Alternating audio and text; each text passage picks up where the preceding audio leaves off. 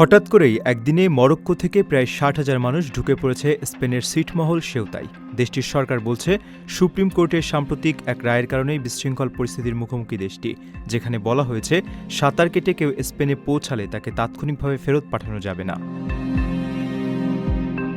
ভিডিওতে দেখা গেছে অধিকাংশই মরক্কোর বাসিন্দারা যেভাবে পারছে সীমান্ত দিয়ে ইউরোপের দেশ স্পেনে প্রবেশ করছে। কেউ সাঁতরে কিংবা কাঁটাতারের বেড়া টপকে স্প্যানিশ সিটমহল সেউতা দ্বীপে অনুপ্রবেশ করছে।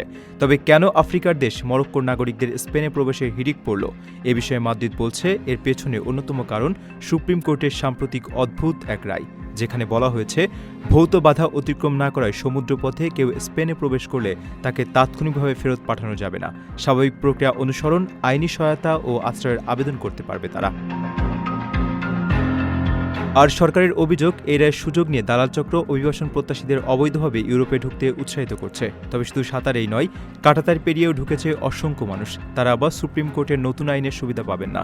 গণ অনুপ্রবেশ ঠেকাতে সেউতার সীমান্তে জোরদার করা হয়েছে নিরাপত্তা।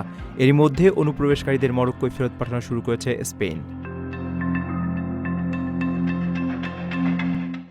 প্রথমবারের মতো প্রবাসীর সিটিতে শুরু হলো কমার্শিয়াল শপ বরাদ্দ। আপনার ব্যবসাকে দিন একটি আধুনিক ও সম্ভাবনাময় ঠিকানা। একই সঙ্গে নিশ্চিত করুন ভবিষ্যতে লাভজনক বিনিয়োগ। সীমিত সংখ্যক কমার্শিয়াল স্পেস এখন বুকিং চলছে। স্ক্রিনে প্রদর্শিত নাম্বারে আজই যোগাযোগ করুন এবং আপনার পছন্দের শপটি বুকিং নিশ্চিত করুন।